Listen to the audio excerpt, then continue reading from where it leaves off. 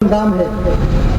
کیوں؟ اس لیے کہ عشق مصطفیٰ کا ایک شعلہ اور ایک جذبہ ہے آج اہل سنت والجماعت کے درمیان.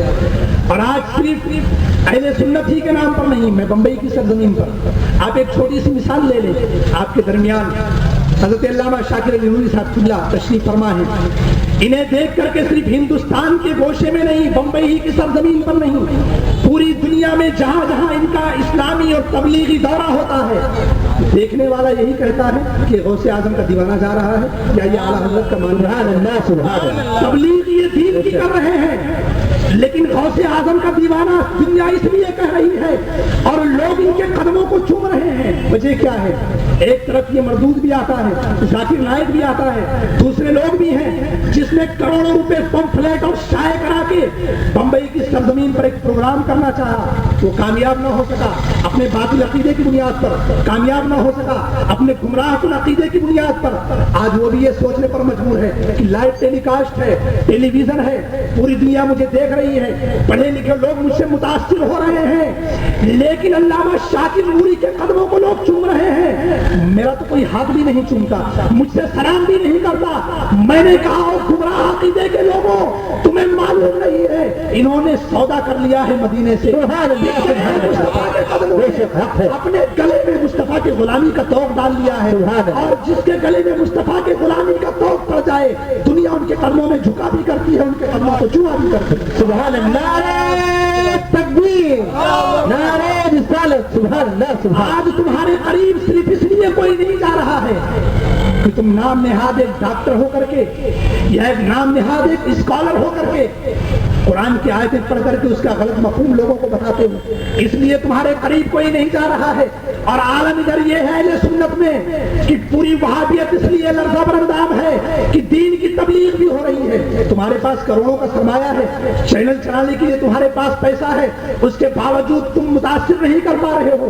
آج ہمارے درمیان بیٹھے ہوئے علامہ شاکر نوری صاحب ہندوستان ہی نہیں بیرون ممالک دنیا بھر میں ان کے اسلامی دورے ہو رہے ہیں. نہ چینل چلانے کے لیے پیسہ ہے، نہ مدرسہ. 22 مدرسے اس وقت تقریباً 25 مدرسے حضرت کے زیر نگرانی چل رہے ہیں. کتنی دشواریاں آ رہی ہیں اس بات کو آپ محسوس کر سکتے ہیں. اس لیے کہ ہمارے پاس پیسے کی فراوانی نہیں ہے، ہمارے پاس کسی چیز کی فراوانی نہیں ہے.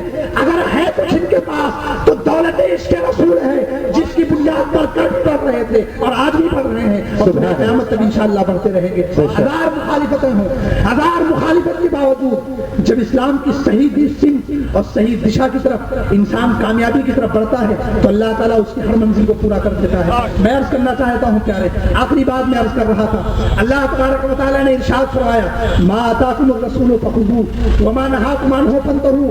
جو رسول تمہیں دے اسے لے لو، جو تمہیں رسول دے اسے لے لو. میں عرض کرنا چاہتا ہوں کیا قرآن کی یہ آیت، قرآن کی کوئی بھی آیت جب نازل ہوئی ہے تو کیا وہ مخصوص عصر کے لیے تھی؟ کیا وہ مخصوص زمانے کے لیے تھی؟ مخصوص وقت کے لیے نہیں تھی. نہیں، بلکہ وہ قرآن کا یہ حکم اس وقت بھی تھا اور آج بھی ہے، اور صبح قیامت کا قرآن کا یہ حکم جاری رہے گا. اللہ فرماتا ہے وما آتاکم الرسول فخذوہ، نبی جو دے اسے لے لو. پتہ چلا نبی دیتے ہیں، دینے والے کے لیے 3 چیزوں کا ہونا ضروری ہے. ایک تو یہ کہ جو دے رہا ہے وہ زندہ ہو، ایک تو وہ کسی مردے سے نہیں کہا جائے گا کہ کوئی سامان میں کسی کو دوں اور کہوں فلاں کو دے دو، تو دینے کے لیے ضروری ہے کہ زندہ ہو. سبحان اللہ. اور دینے والے کے لیے یہ بھی ضروری ہے، اگر میں کوئی چیز کسی کو دینے کے لیے کہوں تو کسی نابینا کو نہیں کہوں گا کہ لے جاؤ فلاں کو دے کر کے آ جاؤ، راستے میں راہ بھٹک جائے گا، منزل نہیں پائے گا. دینے والے کے لیے یہ بھی ضروری ہے کہ زندہ ہو، اور یہ بھی ضروری ہے کہ دیکھ رہا ہو، یہ بھی ضروری ہے کہ دیکھ رہا ہو، اور دینے والے کے لیے یہ بھی ضروری ہے کہ حاضر ہو، موجود ہو. جب قرآن نے کہہ دیا ما آتاکم الرسول، نبی جو دے رہے ہیں، رسول دے رہے ہیں، اسے لے لو. عقیدہ صاف ہو گیا کہ پیارے نبی زندہ بھی ہیں، نبی حاضر و ناظر بھی ہیں، اور نبی دیکھ بھی رہے ہیں، نبی حاضر بھی ہیں. عزیزان ملت اسلامیہ، میں عرض کرنا چاہتا ہوں، آئیے اٹھائیے شفا شریف اور دیکھیے. شفا شریف میں قاضی ایاز مالکی رحمۃ اللہ علیہ تحریر فرماتے ہیں ان لم یکن احد فی البیت فقل السلام علیک ایھا النبی ورحمۃ اللہ وبرکاتہ. جب تم اپنے گھر میں داخل ہو، جب تم اپنے گھر میں داخل ہو اور تمہارے گھر میں اس وقت کوئی موجود نہ ہو، جب کوئی موجود ہو تو اسے سلام کرو، اور اگر کوئی موجود نہ ہو تو اس طرح کہو قل یا السلام علیک ایھا النبی ورحمۃ اللہ وبرکاتہ. جب کوئی گھر میں نہ ہو تو اپنے نبی پر سلام پیش کرو. سبحان اللہ. جب کوئی نہ ہو تو اپنے نبی پر سلام پیش کرو.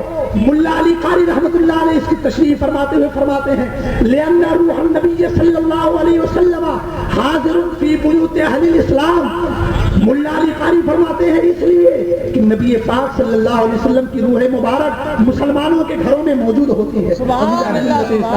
یہی قاضی ایاز مالکی اور یہی ملا علی قاری اور غوث اعظم سیدنا غوث اعظم رضی اللہ تعالیٰ عنہ کا یہی عقیدہ بریلی کی سرزمین سے امام احمد رضا نے دیا ہے. اور چلتے چلتے پیلی بھیت کی سرزمین سے پکار اٹھے شیر بے سیرت پیارے حبیب کو پکار.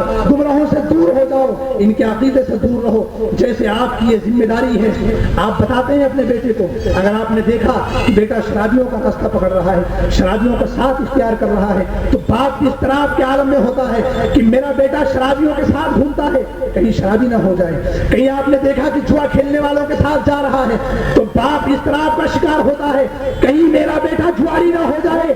بلا تشبیہ و تمثیل یہ آپ کی ذمہ داری ہے کہ جیسے آپ اپنے بیٹے کو تنبیہ کرتے ہو کہ جواری کے ساتھ مت رہو ورنہ کہیں تم بھی نہ جوا کھیلنے لگے ہو، شرابی کے ساتھ مت رہو کہیں ایسا نہ ہو کہ تم بھی شراب پینے لگو. آپ کی بھی ذمہ داری ہے عقیدے کی بات سکھلائیں، بچوں کو یہ بتائیں بیٹے وہابیوں کا ساتھ چھوڑ دو، کہیں ایسا نہ ہو کہ تم بھی وہابی ہو جاؤ، ان کے عقیدے کی چیزیں تمہارے اندر داخل ہو جائیں. شیر بے شیر سنت پیلی بھیت کی سرزمین سے پکار اٹھتے ہیں، اہل سنت کو ایک عقیدہ دیتے ہیں پیارے حبیب کو پکار، پیارے نبی کا نام لے، دامن مصطفیٰ میں آ پائے رسول تھام لے. السلام علیکم.